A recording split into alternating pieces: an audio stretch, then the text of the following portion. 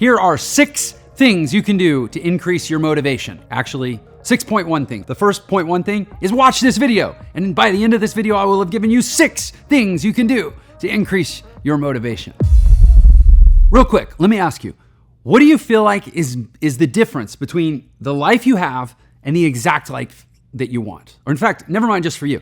For all people across the board, what do you feel like is the difference between the life that they have and the exact life that they want? Do you think that it is a lack of opportunity?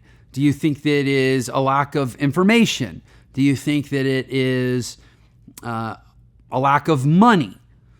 Well, I think in the world we live in, and I'm going to say this as a guy that used to be $500,000 in debt, broke, homeless, and had a few $100 to his name and went on the internet and blew it on some online courses, that it was not about a lack of money. It was not about a lack of information. It was not about a lack of opportunity. I think that the challenge most of us have, the gap between the life that we have and the exact life that we want, is actually motivation. Now, I'm not talking about motivation to like get up, go to work, go to the gym, although many of us struggle with the go to the gym part. But like, I'm not saying we're not motivated to do basic stuff. I'm not saying we're not motivated to do things that we can't survive if we don't do. Most of us are not so unmotivated that we're just going to lay in bed and starve to death because we're too unmotivated to go to the fridge and get food. I'm not saying that. I'm talking about the kind of motivation that pushes you and drives you to do all the extra stuff, the stuff most people don't do. The things that say, hey, not only did I go to my job and I was motivated enough to work my 8 hours, but now that I'm home, instead of doing what most people do and like stop by happy hour on the way home and come home and like flip on the Netflix and chill. I'm not saying Netflix and chill, but like maybe Netflix and chill, but like whatever. I'm not going to do that stuff. Instead, I'm going to dive into that online course that I bought, and I'm going to spend 4 hours mastering XYZ whatever so that I can completely transform my life in the next 2 years. I'm talking about that part of motivation. The motivation most people don't have. That's the motivation that this video is going to give you 6 ways to go out and get, because honestly, that's the motivation. That's the difference between most people's lives and most people's ideal lives. That's the difference between most people's realities and most people's dreams. Most importantly, it's the difference between your life and your dream. It's actually a gap of motivation because, again, the opportunities are out there. The information is out there. There's really not that much that's necessary. I mean, unless your dream is pretty outlandish. If your dream is like, I want to go snorkeling in a goldfish tank on Jupiter, okay, maybe there's not quite enough information or opportunity out there for you to realize that. But for most people's dreams, the information and the opportunities are out there and the resources are gettable. But the motivation to do all that extra stuff, that outlier stuff, that outlandish stuff, that stuff that, you know, might seem improbable, so you don't bother doing it. There's a level of motivation where like probability morphs into possibility, because you understand that when you're motivated and energized enough in this world, you literally have a superpower. You can do things that other people can't do, not because you're smarter, not because you're stronger, not because you're better looking. Clearly, that's not what it takes. Look at this face. It's because you're more motivated and energized than ordinary people, and it literally becomes a superpower. You'll find yourself walking up to people, having conversations you wouldn't have previously had, creating opportunities that didn't previously exist, and now taking advantage of those opportunities on the basis of a belief and self-confidence that comes from the motivation and energy that, frankly, even if those opportunities were given to other people, they probably wouldn't have taken advantage of them in the first place. Motivation and energy will close the gap between your present state and your desired state. I'll give you an example. When I was in my 20s, I was obsessed with the idea of composing a show and having that show produced. Like, I wanted to see, I was a musician and I was a piano player. I played gigs, I played sessions, I played whatever paid the bills. But my real passion was writing and composing, and I wanted to see something that I composed brought to life on a stage.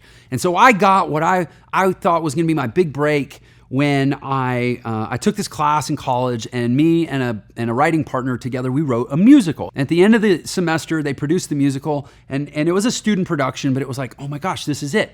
And I got so fired up. I was like, okay, now what we need to do is we need to take the musical and we need to go get it produced on a big stage, right? We need to go to festivals. We need to go to theater companies. We need whatever we got to do. We need to get this produced on a big stage because my obsession, my passion, my mission, my motivation was anchored around I want to see my work come to life on a stage. We applied to, I don't even remember, it's probably 100 theater festivals.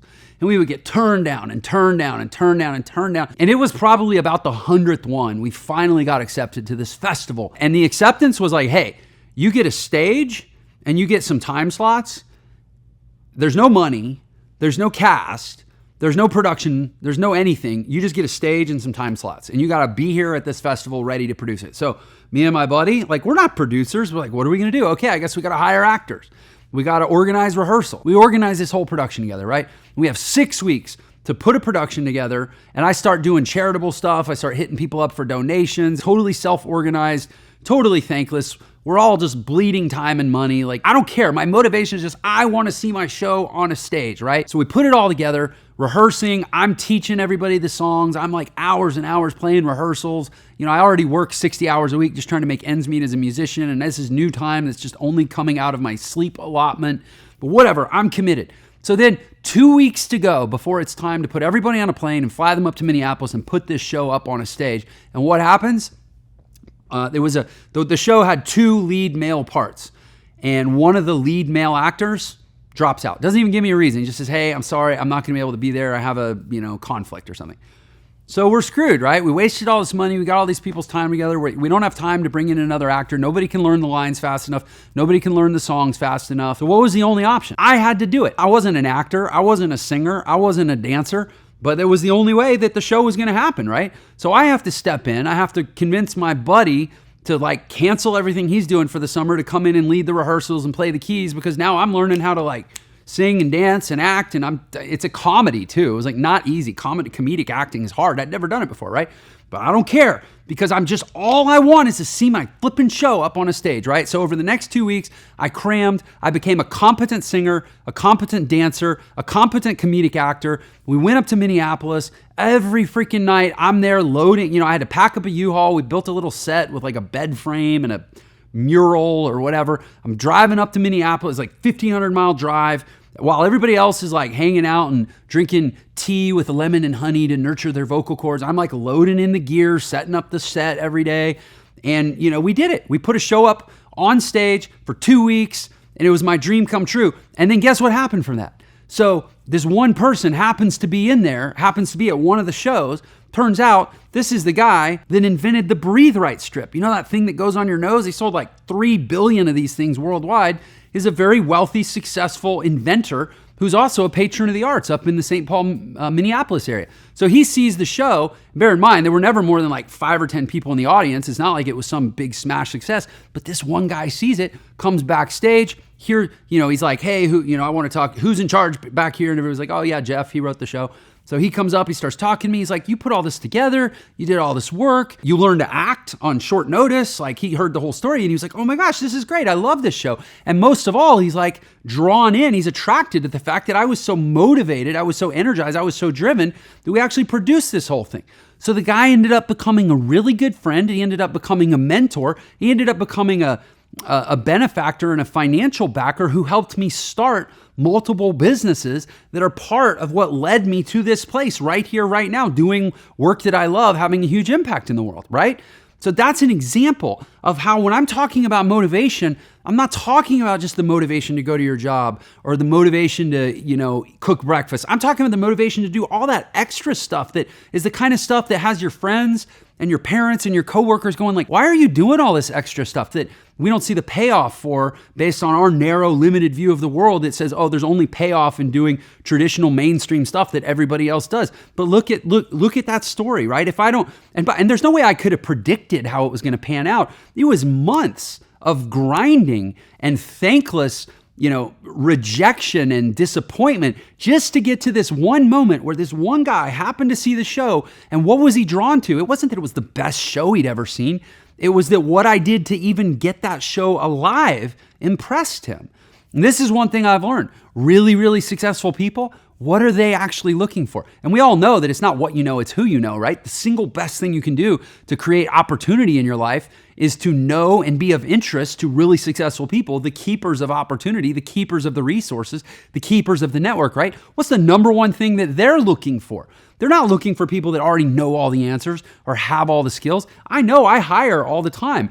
I don't want know-it-alls to come into the interview. I don't want people that are going to come in and tell me how to do it their way because they know everything and they've already got it all figured out and they're so proud of all their big, impressive credentials. I'm looking for gamers. I'm looking for hustlers. I'm looking for hyper-motivated, driven people to get in the boat with me and start rowing in the same direction. That's what successful people are looking for. You will open so many doors for yourself in life by being orders of magnitude more motivated, energized, enthusiastic, and optimistic than virtually everybody else in your life. Take it from a high school dropout bum musician who was $500,000 in debt, who's gone on to sell over $100 million of stuff, be on the Inc. 5000 3 times and blah, blah, blah. Let me tell you all the cool, impressive stuff I've done. It's not about that. It's not about bragging. It's about telling you that even when I had nothing else, what I had was my motivation and my enthusiasm. And just by virtue of consistency, that attracts opportunities to you that to the outside world look a lot like luck, right? When opportunity meets preparation, people say, oh, he got lucky. But the preparation isn't just about, oh, I studied my books and I did my homework. No, it's about your development of your attitude and your belief, right? Okay, so hopefully I've got you sold on enthusiasm and motivation and drive and hustle and grit and all that good stuff. Let's talk about how you actually become that. Because I do recognize from having been kind of down and out at times in my life, when you don't have it, it's hard to have it. Like it's easy to have it when you have it, right? It's like commitment. Like when I'm super into something, it's easy to say I'm committed to it. It's really hard to be committed to something when everything in you is telling you to cut and run. Everything in you is saying, this isn't rewarding, this isn't fulfilling, this isn't what I thought it was going to be. But now and only now do I have the opportunity to actually prove that I meant it when I said I was committed, because you're not committed until you don't want to be anymore and you still stay in it. In that same way, you're not really an enthusiastic, optimistic person until you develop the ability to manifest enthusiasm and optimism, even when circumstantially or environmentally, you're not feeling it, right?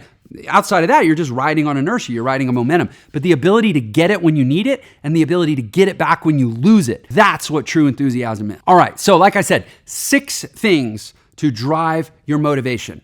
First item, mission. What are you doing with your life and why does anybody care, especially you, the protagonist of your own story? What are you waking up every day to go after? So when you think about great stories, right? And there's a saying, facts tell, stories sell. Stories are the fabric, the essence of all great human communication, right? And essentially every day being motivated is just about the communication you have with yourself. It's about the conversation, the dialogue you have with yourself. Are you enrolling yourself every day in attacking the day in the way that, is going to get you to your goals, right? Which is the motivated way of being. So ultimately it comes down to what story are you telling? What story are you participating in? Honestly, what book are you writing through the daily living of your life? Is it a book that anybody would want to read? Is it a book that you would want to read? Is it a book that has the characteristics of a book that people would want to read? And what characteristic do I mean? I mean singularity. I mean focus. I mean direction. If somebody, you say, hey, tell me about that movie or that book, was it, how was it? And they say, well, it was, it had like 4 different plots going on. And like this one character, like he was focused over here, but then like, after 20 minutes of the movie, he seemed to be going over here. And then like right when the movie should have been like at the climax, suddenly he changed interests and he was like focusing over here. And then some new character showed up. I don't know where they came from. And then now suddenly the movie was about them. That's not a movie you're going to go see, right? Great stories, written or visual, have singularity of focus. They have one relatable protagonist, someone we feel connected to, that's on a journey or fighting a struggle that we relate to and we connect to, and it has a singular arc, right? It carries all the way through. Those are the stories we can't take our eyes off of. You have to make your own life into one of those stories.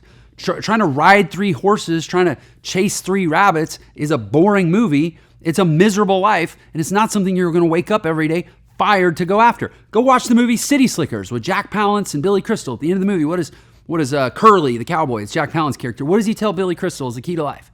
He says it's one thing. Key to life is one thing. He's like, well, what's the one thing? You tell me.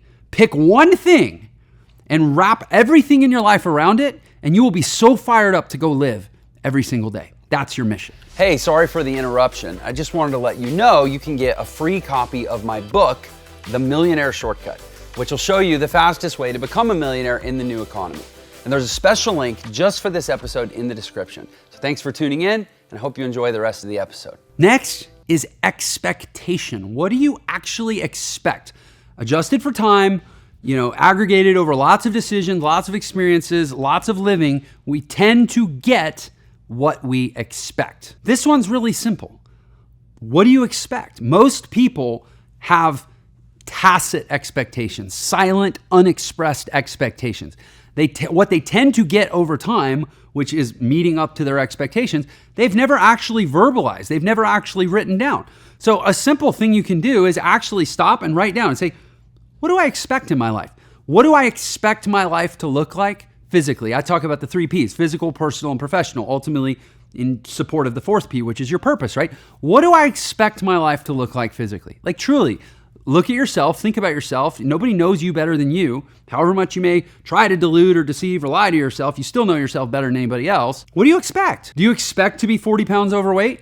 Do you expect to have high blood pressure? Do you expect to drive to Carl's Jr. at 12:30 in the middle of the night and stuff your face with 4 cheeseburgers? Like, do you expect these things? Or do you expect to take good care of your body? Do you expect to nurture and revere the one housing that you were given to dwell in for the entirety of your life? What do you actually expect physically? Personally, what do you expect from relationships? How do you expect to show up in relationships? Professionally, how much money do you expect to make? How much value do you expect to provide? What are you actually expecting your exchange with the world to look like? And then write it down. And I promise you, if you're being honest with yourself, what you're expecting from yourself and what you're expecting from your life is probably pretty close to what you're getting. And then proactively change it. Right? There is so much power just in crossing stuff out and writing in a new expectation. You say, I expect myself to wake up early, prepare my meals ahead of time, balance my macronutrients, go to the gym, stretch, meditate, do whatever, buy my wife flowers, spend time with my kids, write it all down, not as what I hope for, not as what I wish for, not as my goals, but as my expectations, because over time you will naturally get what you expect. And by the way, you're gonna have to do this more than once. You're gonna have to repeat it back to yourself more than once. You wake up every day and you say, today I expect to perform this way, and I expect to get this result for doing so. It may not happen perfectly the first day, but I promise you, you will change your life through that consistent practice. And the next thing is get obsessed. And here's how you know you're obsessed. Never, ever, ever, ever, ever, ever in your life do you find yourself doing something because, these are just the cringiest words in the language. I got nothing better to do. If you ever find yourself doing stuff because you got nothing better to do, you're not obsessed. Because obsessed people, they always have something better to do because they have an obsession that drives them, that pushes them, that is it's like an infinite size glass that will accept whatever they have to pour into it, right? And obsessions are infinite and endless. And you may say, that sounds exhausting. No, you know what's exhausting is uninspired living. It's unmotivated living. It's a story or a movie that nobody else would want to watch, and you're stuck watching it every day because it's your life. That's a lot more exhausting than being obsessed and having something to go after like a madman every single day. And next is the flip side of obsession. It's the counterpart to obsession, consistency. You can tell somebody who's truly obsessed versus somebody who's just, riding a high or they're pumped up, because obsession is consistent. It's unrelenting. It's unyielding. I am obsessed with having a good marriage. I signed up for that every day for the rest of my life, whether I feel like it, whether I'm motivated for it. And notice my choice of words there. This is a video about motivation. But motivation derives from your obsessions, not the other way around. You're not going to say, I need to get motivated so I can get obsessed with this thing. No, you need to be obsessed with the thing so that even when you're not feeling motivated, there's still a gravity, there's still a vacuum pressure that draws you in the direction of your capacity, so that even when you're not feeling motivated, you're still doing more than most people who just went to a seminar and got motivated, but they're not obsessed, right? And so the counterpart of it is consistency. If you truly live from a place of mission, you live from a place of obsession, you live from a place of passion and purpose, and you're truly motivated, the kind of motivation that doesn't wear off like bathing where you got to re-up every morning, right? If you're truly feeling that, it's going to show up in consistency. And the way I like to look at consistency, I like to be really, really simple and just say, okay, what's my test? My test is when I lay my head on the pillow at night, did I do something that moved me closer to my goals? Something meaningful. And I frankly like to define it as something that most people don't do. Did I do something that moved me in the direction of my goals today, every day, 7 days a week? I don't buy into this freaking day of rest crap. You can take a day of rest from certain activities, but you can't take a day of rest from trying to live your best life. You can't take a day of rest from your obsessions and your interests. You can't take a day of rest from your mission. Even, it's like really elite athletes.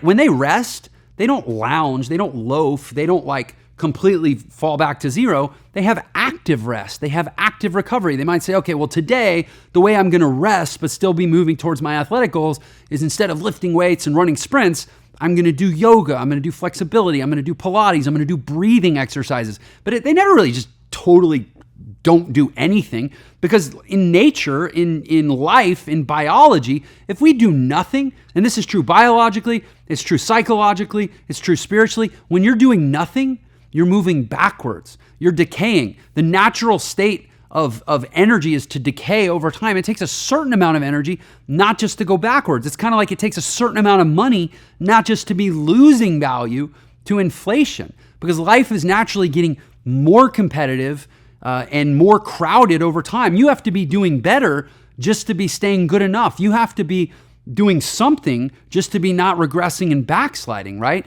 So this consistency every single day, laying your head on the pillow, did I do something today that meaningfully moved me in the direction of my goals? Ideally, that most people out there aren't doing. Because if most people out there are doing it, I'm probably going to be getting the results that most people out there are getting. And there's plenty of data to support, and most of us just anecdotally live it every day, that most people ain't that stoked about their life. So you got to be consistent about being exceptional. Every day, head on the pillow, that's the rule. And the next thing is having a great mindset. And I'm going to give you, all this stuff is kind of a mindset conversation, but ultimately I'm going to give you one principle that drives great mindset. And it is called self-efficacy.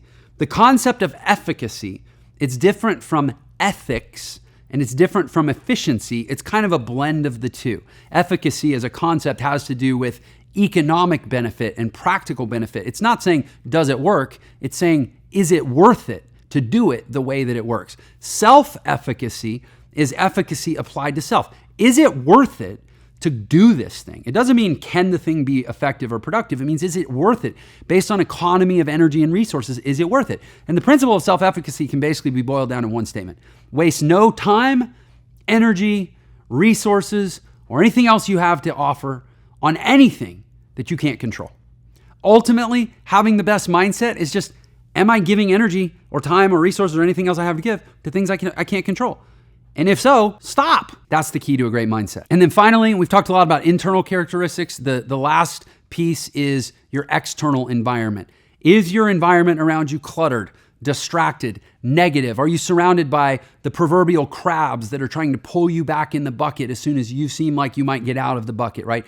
Being a really, really great steward and groundskeeper of the land and the world around you, and sweeping 90+% of the junk out of your space, and just being left with a very, very pure and limited set of environmental aspects around you that support you and edify you and keep you focused on your goals. So that right there is 6 things that you can do to get hyper motivated, to do that extra stuff that's really where all the results are. I hope you've enjoyed this video. If so, give me a like. If you want more like this, give me a subscribe. And if you have any comments or questions, I'd love to hear from you below. That's my favorite part of doing what I do, is getting to converse with my audience. So thanks again. I'll see you on the next video. Hey, if you liked this video, then you're gonna love this video. I'm not going to motivate you in this video. I'm going to teach you how you can motivate yourself every day consistently on demand. Make sure that you're getting the most out of what's possible for your life.